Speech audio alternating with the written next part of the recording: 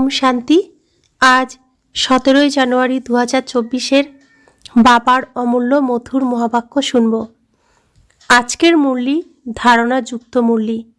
বাবা বলেন, বাচ্চারা, তোমাকে তোমার বুদ্ধিরূপী পাত্রকে স্বচ্ছ শুদ্ধ বানাতে হবে, তবেই জ্ঞান রত্ন ধারণ হবে। বাবাকে খুব ভালোবেসে স্মরণ করো, শ্রীমতে সবসময় চলো, পড়াশোনায় সম্পূর্ণ নজর দাও, অ্যাটেনশন দাও। তো বাবা বলেন, তোমাকে সবাই রিগার্ড দেবে। সাথে সাথে আজ বাবা দেহী অভিমানী হওয়ার প্রেরণা দেন। বাবা বলেন, তোমরা বাচ্চাদের দেহী অভিমানী হয়ে থাকতে হবে। যখন কারো সাথে কথা বলবে বা বোঝাবে, তখন এটা স্মরণে যেন থাকে যে আমি আত্মা ভাইকে বোঝাচ্ছি বা আত্মা ভাইয়ের সাথে কথা বলছি। এইভাবেই ভাইয়ের দৃষ্টি পাক্কা হয়ে যাবে আর দেহী অভিমানী হওয়া সহজ হয়ে যাবে। বাবা বলেন, দেহী অভিমানী হওয়ার জন্য ভিতরে ভিতরে নেশা থাকা উচিত যে আমাকে পড়াচ্ছেন কে? আমাকে পড়াচ্ছেন স্বয়ং ভগবান। আমি ভগবানের স্টুডেন্ট। এমন স্মৃতি থাকলে সব সময় অতীন্দ্রিয় সুখের অনুভব হবে। এখন শুনছি বাবার অমূল্য মধুর মহাবাক্য।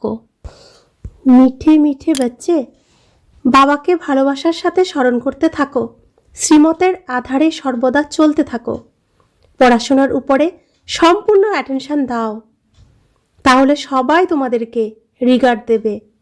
আজকের মুরলির প্রশ্ন, অতীন্দ্রিয় সুখের অনুভব কোন বাচ্চাদের হওয়া সম্ভব?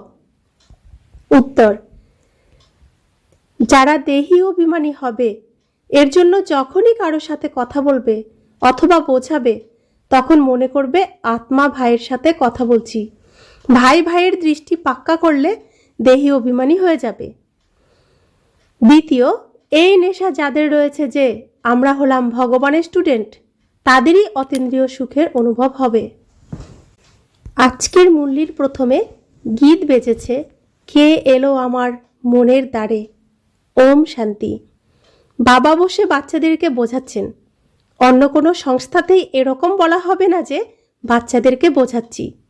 আমরা অনেক সৎসঙ্গে গেছি, কিন্তু কোথাও এরকম কেউ বলেনি যে আমরা বাচ্চাদেরকে বোঝাচ্ছি। বাচ্চারা জানে যে অবশ্যই সব বাচ্চাদের বাবা হলেন একজনই, সবাই হলো ব্রাদার। সেই বাবার থেকে নিশ্চিতই বাচ্চারা অবিনাশী উত্তরাধিকার পেয়ে থাকে। সৃষ্টির চক্রের উপরেও তোমরা খুব ভালোভাবে বোঝাতে পারো, এটা হলো সঙ্গম যুগ, যখন কিনা মুক্তি এবং জীবন মুক্তি প্রাপ্ত হয়। তোমরা বাচ্চারা জীবন মুক্তিতে যাবে আর বাকিরা সবাই মুক্তিতে যাবে। সদ্গতি দাতা, লিবারেটর, মুক্তিদাতা, গাইড, তাকেই বলা হয়। রাবণ রাজ্যে কত ধর্ম? রামরাজ্যে একটি আদি সনাতন দেবী দেবতা ধর্ম ছিল, তাকে আর্য আর অনার্য বলে থাকে। আর্যরা সংশোধিত হয় আর অনার্যরা সংশোধিত হয়নি বলা হয়ে থাকে। এর অর্থই কেউ জানে না যে যারা সংশোধিত হয়েছে তারা কি করে অসংশোধিত হলো। আর্য কোনো ধর্ম ছিল না। যারা সংশোধিত হয় তারা ছিলেন দেবতা। তারপর 84 জন্মের পরে তারা অসংশোধিত হতে শুরু করে। যারা উচ্চ থেকে উচ্চকুলের পূজ্য ছিলেন তারাই পূজারী হয়ে যান। আমরাই সেই।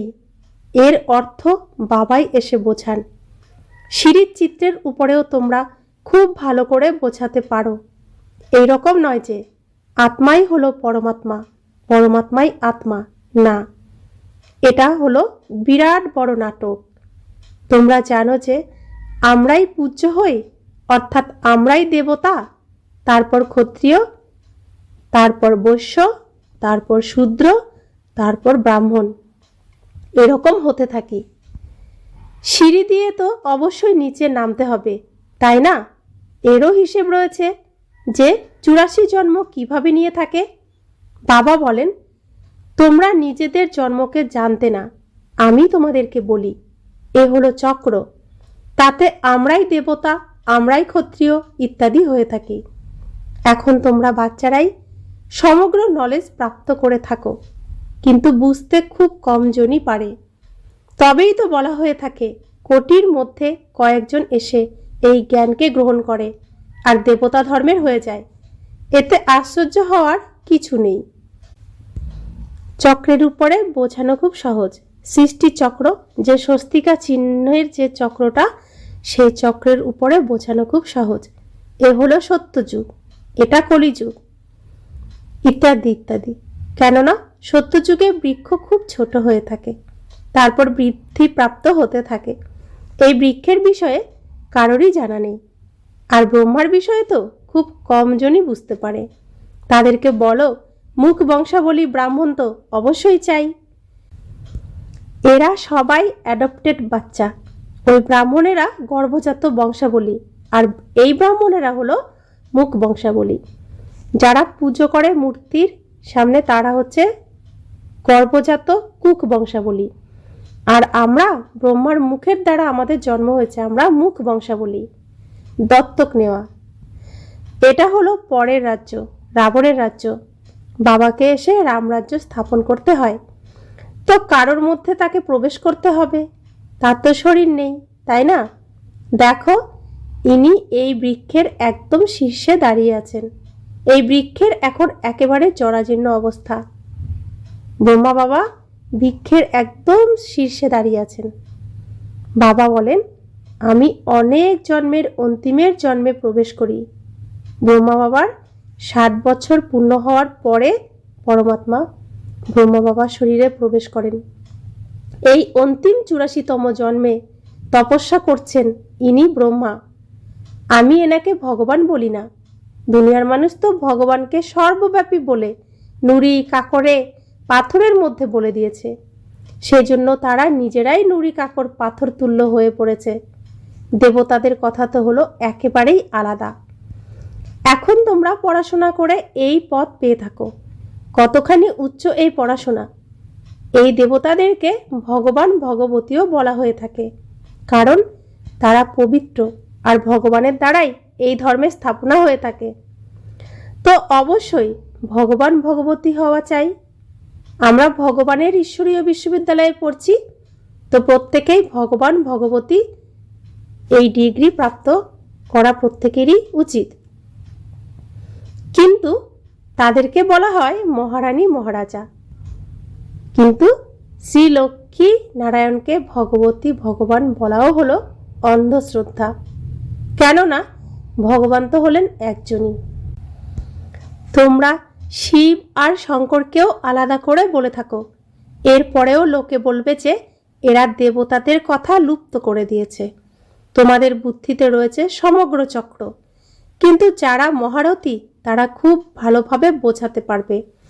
এমন অনেকেই রয়েছে যারা হয়তো শোনে কিন্তু বুদ্ধিতে বসে না। তাহলে তারা কি হবে? পায়ে পয়সার দাসদাসী হবে। এরপরে গিয়ে তোমরা সাক্ষাৎকার করতে পারবে, কিন্তু সেই সময় আর তখন কিছু করা সম্ভব হবে না। টাইম শেষ হয়ে গেলে তখন কি করতে পারবে? সেই জন্য বাবা সাবধান করতে থাকেন। কিন্তু তখন সকলে উঁচুতে উঠে গেলে কিছুই আর করা যাবে না। বুদ্ধিরূপী পাত্র সাপ নেই, বুদ্ধিতে নোংরা জিনিস ভরপুর হয়ে আছে। এর জন্য অনেক বেশি করে পুরুষার্থ করতে হবে, চিত্র দেখিয়ে বোঝানোর অনেক প্র্যাকটিস করতে হবে। না হলে তো অন্তিম সময়ে অনেক অনুতাপ করতে হবে। এর দ্বারা আত্মার ভোজন প্রাপ্ত হচ্ছে, এটা তো হলো সবাইকে বোঝানোর বিষয়। ভয় পাওয়ার কোনো কথা নেই। বড় বড় স্থানগুলিতে প্রদর্শনী, মিউজিয়াম হলে অনেক নাম হবে। বাবা বলেছিলেন সকলের থেকে নিজের নিজের ওপিনিয়ন, ব্যক্তিগত মতামত লেখাও, সেটাও ছাপাতে হবে। বাচ্চাদেরকে অনেক সার্ভিস করতে হবে, এতে চেকও অনেক করতে হবে। সামনের ব্যক্তি বুঝতে চাইছে কিনা। এটা হলো নতুন দুনিয়া, এটা হলো পুরানো দুনিয়া। এটা তো যে কেউ বুঝতে পারে, শুধু টাইম লম্বা দীর্ঘ করে দিয়েছে। এজন্য সাধারণ মানুষ দ্বিধাগ্রস্ত হয়ে পড়ে। আমরা যখন শাস্ত্র শুনতাম, ছোটবেলাও শুনতাম, কলিযুগ এখনো 40,000 বছর বাকি। এখন আমরা অনেকটা সময় পার করে এসেছি, এখনও আমরা শুনি 40,000 বছর এখনও বাকি।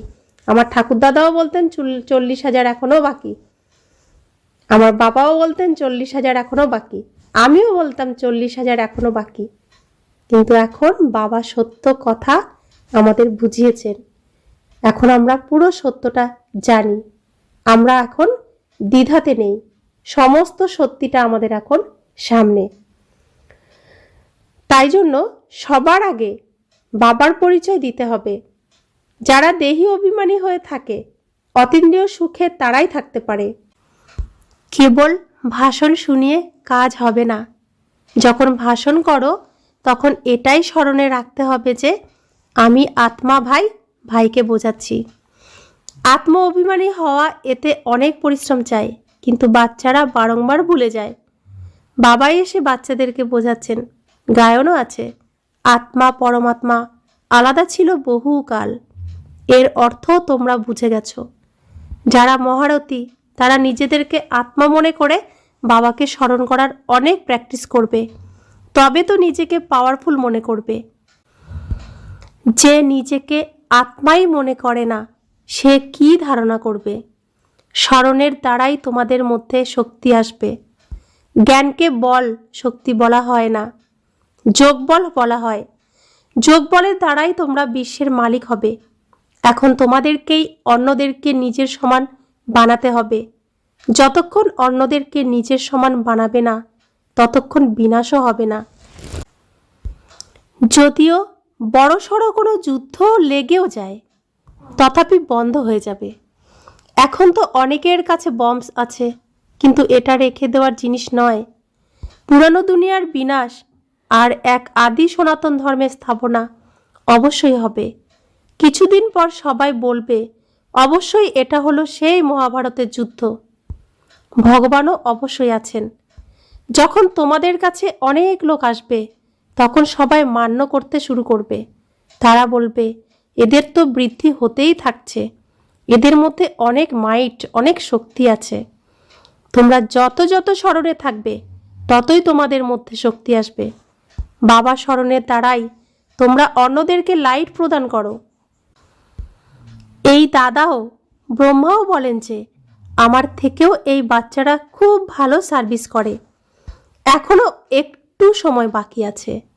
যোগে যথারীতি কেউ থাকতে পারে না, নিজেও অনুভব করে যে যোগে আমি দুর্বল, সেজন্য স্পষ্টভাবে তীর লাগে না। ভগবান কুমারীদের মধ্যে জ্ঞানবান ভরে দেন। তোমরা হলে প্রজাপিতা ব্রহ্মা কুমার, ব্রহ্মা কুমারী, তাই না? ইনি হলেন ব্রহ্মা। তোমরা হলে অ্যাডপ্টেড বাচ্চা, দত্তক নেওয়া বাচ্চা। ক্রিয়েটার তো একজনই, বাদবাকি সবাই পড়াশোনা করছে, তার মধ্যে এই ব্রহ্মাও আছেন। তাহলে এরা রচনা হয়ে গেল, তাই না? তোমরা দেবতা তৈরি হচ্ছ, দৈবিগুণ ধারণ করছো। কোথাও কোথাও গৃহস্থী যুগলদের দুটি পা একই দিকে চলে না, যেন বালির উপর দাঁড়িয়ে আছে। বাবা নাম নিচ্ছেন না, কিন্তু বুঝে যাওয়া উচিত যে বাবা সত্যই বলছেন। বাচ্চারাও একে অপরের স্বভাবকে জানতে পারে যারা একসাথে কাজ করে। বাচ্চারা বুঝতে পারে যে আমরাই মুকুটধারী ছিলাম, এখন পুনরায় হচ্ছি। প্রথম দিকে তোমরা যখন বোঝাতে, তখন তারা মানতে চাইতো না। তারপর একটু একটু করে বুঝছে। এতে বুদ্ধি অনেক চাই। আত্মার মধ্যে বুদ্ধি আছে। আত্মা হলো সৎ চিৎ আনন্দ স্বরূপ। এখন বাচ্চারা তোমাদেরকে দেহি অভিমানী বানানো হচ্ছে। যতক্ষণ বাবা না আসেন, ততক্ষণ কেউ দেহি অভিমানী হতে পারে না। এখন বাবা বলছেন, আত্ম অভিমানী ভব, মামেকম স্মরণ করো, তো আমার থেকে শক্তি প্রাপ্ত হবে। এই ধর্ম অত্যন্ত শক্তিশালী, সমগ্র বিশ্বের উপর রাজ্য করে। কম কথা কি? সনাতন ধর্ম, দেবী দেবতা ধর্ম সম্পূর্ণ বিশ্বের উপরে রাজত্ব করে। যখন দেবী দেবতা ধর্ম, সনাতন ধর্ম থাকে, তখন অন্য কোনো ধর্ম থাকে না। বাবার সাথে যোগ লাগানোর ফলে তোমাদের শক্তি প্রাপ্ত হচ্ছে। এটা হলো নতুন কথা, যেটা ভালোভাবে বুঝতে হবে। আত্মাদের অসীম জগতের বাবা হলেন তিনিই হলেন নতুন দুনিয়ার রচয়িতা। তো শিব বাবার অকুপেশন বোঝাও যে তিনি এসে কি করেন। শ্রীকৃষ্ণ জয়ন্তী আর শিব জয়ন্তী দুটোই পালন করে। এখন দুজনের মধ্যে বড় কে? উচ্চ থেকেও উচ্চতর হলেন নিরাকার, তিনি হলেন বীজ। তিনি কি করেছেন যার জন্য শিব জয়ন্তী পালন করে? কৃষ্ণ কি করেছেন? লেখা আছে যে পরমপিতা পরমাত্মা সাধারণ বৃদ্ধতনে এসে স্থাপনা করেন। অনেক প্রকারের মতান্তর আছে, শ্রীমত্ত হলো একটাই, যার দ্বারা তোমরা শ্রেষ্ঠ হচ্ছ। মানব মতের দ্বারা শ্রেষ্ঠ কিভাবে হবে? এই ঈশ্বরীয় মত তোমাদের একবারই এই সঙ্গম যুগে প্রাপ্ত হয়। দেবতারা তো মত দেন না। মানুষ থেকে দেবতা হয়ে গেলে ব্যাস সমাপ্ত। সেখানে কেউ গুরু ইত্যাদিও করে না। এখানে মানুষ গুরুর কাছ থেকে মত গ্রহণ করে। তো যুক্তি দিয়ে বোঝাতে হবে যে আমরা হলাম রাজযোগী। হঠযোগী কখনো রাজযোগ শেখাতে পারবে না, তারা হলোই নিবৃত্তি মার্গের। গৃহস্থীরা হলো প্রবৃত্তি মার্গের। তো নিবৃত্তি মার্গের কেউ প্রবৃত্তি মার্গের গৃহস্থীদের কি বোঝাতে পারবেন, কি শিক্ষা দিতে পারবেন?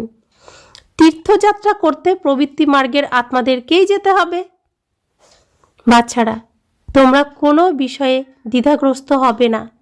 এই ড্রামা পূর্ব নির্ধারিত, যেটার পুনরাবৃত্তি হচ্ছে। তোমাদের সার্ভিসও কল্প পূর্বের ন্যায় হচ্ছে। ড্রামাই তোমাদেরকে পুরুষার্থ করাচ্ছে, সেটাও তোমরা করছো পূর্বকল্পের মতো। পুরুষার্থী চালচলন দেখে তোমরা বুঝতে পারবে। তবে তো প্রদর্শনীতে গ্রুপ দেখে গাইড দেওয়া হয়, যাতে ভালোভাবে বোঝাতে পারে। শিক্ষক বাবা ভালোভাবে জানেন কত বিশাল অসীম জগতের বুদ্ধি বানাচ্ছেন। তোমাদের এই নেশায় থাকতে হবে যে আমরা কার সন্তান। ভগবান আমাদেরকে পড়াচ্ছেন। কেউ পড়তে না পারলে পালিয়ে যায়। ভগবানও বুঝতে পারেন এ আমার বাচ্চা নয়। তোমরা দেখতে থাকবে। ভগবানের বাচ্চা পড়তে পড়তে পালিয়ে গিয়েছিল, পুনরায় কিছু বুঝতে পেরে আবার ফিরে এসে পড়তে শুরু করে দেয়।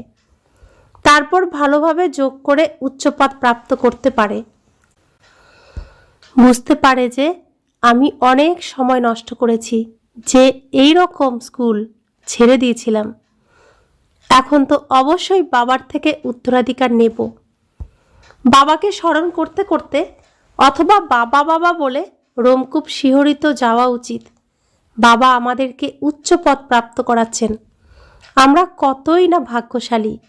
প্রতি মুহূর্তে বাবা স্মরণ থাকবে, ডাইরেকশন অনুসারে চলতে থাকবে, তাহলে অনেক উন্নতি হতে থাকবে।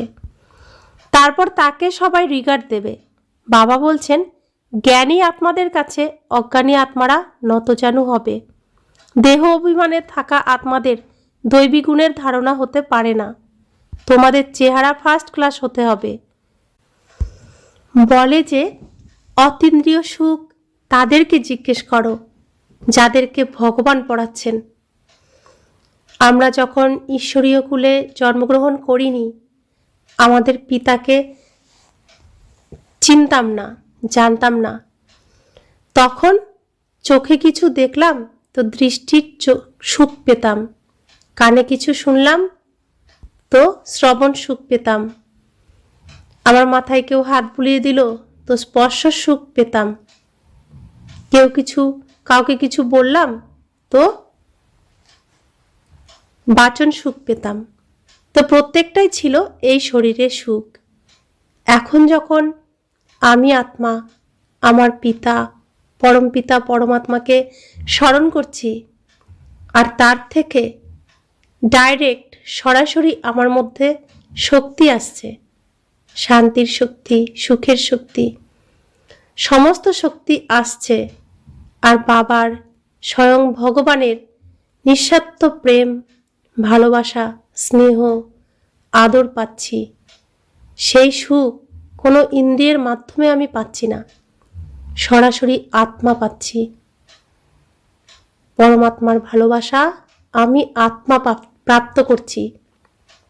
এই সুখ সমস্ত ইন্দ্রিয়ের ঊর্ধ্বে উঠে সুখ, যে শান্তি, যে প্রেম, যেটা শেষ হয় না, যা বাড়তেই থাকে, অবিনাশী। এখন আমরা এই সুখ প্রাপ্ত করছি, আগের কল্পেও আমরা প্রাপ্ত করেছিলাম। তাই এই সুখটাকেই, এই শান্তিটাকেই খুঁজে বেড়াতাম। খুঁজতে অন্তিম সময়ে চলে এসেছে। সেই পিতার সঙ্গে মিলন না হলে সেই সুখ কোনো মানুষের কাছ থেকে, কোনো জিনিসের কাছ থেকে, কোনো স্থানের কাছ থেকে, এই পৃথিবীর কোনো কিছু থেকেই প্রাপ্ত করা সম্ভব নয়। যখন সেই প্রকৃত সুখ, সত্য সুখ, শান্তি সত্য পিতার কাছ থেকে পাচ্ছি, তখন আমরা সত্যি সত্যি তৃপ্ত হয়ে গেছি, মুগ্ধ হয়ে গেছি। আমাদের আর কিছু পাওয়ার নেই, আর কিছু চাওয়ার নেই। বাবা বলছেন পড়াশোনার উপর অনেক অ্যাটেনশন দিতে হবে আর শ্রীমত অনুসারে চলতে হবে। তোমাদের যোগের শক্তির দ্বারা বিশ্ব পবিত্র হয়ে যায়। তোমরা যোগের দ্বারা বিশ্বকে পবিত্র বানাচ্ছ। আশ্চর্যের বিষয়। গোবর্ধন পর্বতকে আঙ্গুলের উপর ওঠাতে হবে। এখন সমস্ত মানুষের, সমস্ত আত্মার উপরে, এই পৃথিবীর উপরে দুঃখের পাহাড় ভেঙে পড়ছে। যার উপরে ভেঙে পড়ছে সে দুঃখী, কষ্ট, যন্ত্রণা, হাহাকার করছে। আমরা এখন পরমাত্মার ছত্র ছায়ার নিচে, স্বয়ং শ্রীকৃষ্ণ আমাদের সাথী। শ্রীকৃষ্ণের অন্তিম জন্মের অন্তিম শরীর ব্রহ্মা বাবার মাধ্যমে আমরা বাচ্চাদেরকে তিনি এই তার ছত্র ছায়ার নিচে এনে রাখছেন। আর আমাদের মাথার উপরে যে দুঃখের পাহাড় ভেঙে পড়তে যাচ্ছিল, তার আগেই পরম পিতা পরমাত্মা, আমাদের আসল পিতা ব্রহ্মা বাবা অর্থাৎ শ্রীকৃষ্ণের অন্তিম জন্মের এই শরীরের মাধ্যমে সেই পাহাড়কে আঙুলের উপরে ধরে নিলেন, অর্থাৎ গিরতে গিরতে সামাল লিয়া। সেটাই গোবর্ধন পাহাড়, গোবর্ধন পর্বত।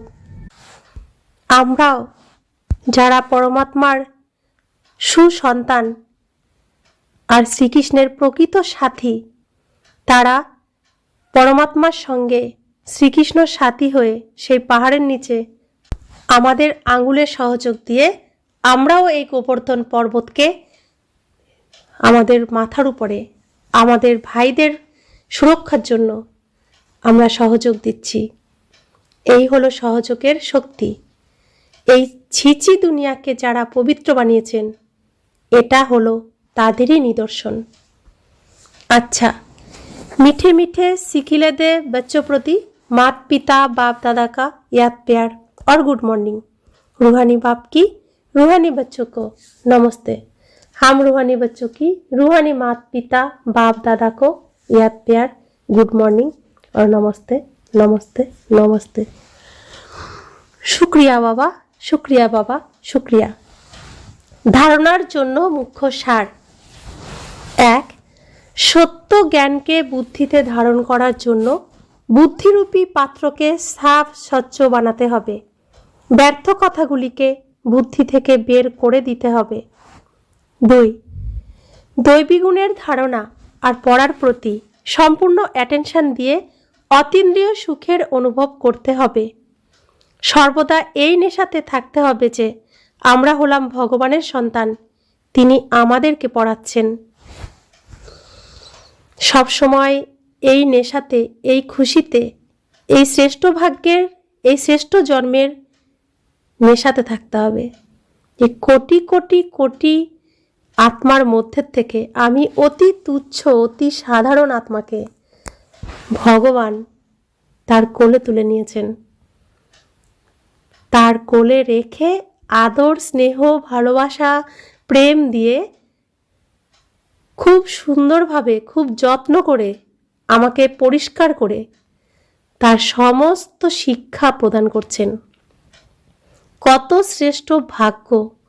এই শ্রেষ্ঠ ভাগ্যের, এই শ্রেষ্ঠ সৌভাগ্যবান জীবনের আনন্দ আর কখনো কোনো সময় কোনো জন্মেই পাওয়া সম্ভব নয়।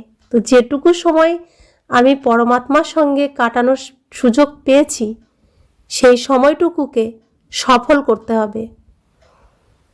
প্রত্যেক জন্ম, প্রত্যেকটা চরিত্র যে আমরা পাচ্ছি এই সৃষ্টির নাটকের রঙ্গমঞ্চে, সেখানে পরমাত্মাকে তো পাচ্ছি না। একটা জন্মেই আমরা কিছু সময়ের জন্য পাচ্ছি। তো আমার প্রতিটা মুহূর্ত আমার পিতার জন্যই রাখা উচিত। বরদান: নিশ্চয়ের ফাউন্ডেশনের দ্বারা সম্পূর্ণতা পর্যন্ত পৌঁছানো। নিশ্চয় বুদ্ধি, নিশ্চিন্ত ভব। নিশ্চয় হলো এই ব্রাহ্মণ জীবনের সম্পন্নতার ফাউন্ডেশন। আর এই ফাউন্ডেশন মজবুত হলে সহজ আর তীব্র গতিতে সম্পূর্ণতা পর্যন্ত পৌঁছানো নিশ্চিত। যাদের যথার্থ নিশ্চয় বুদ্ধি আছে তারা সর্বদাই নিশ্চিন্ত থাকে।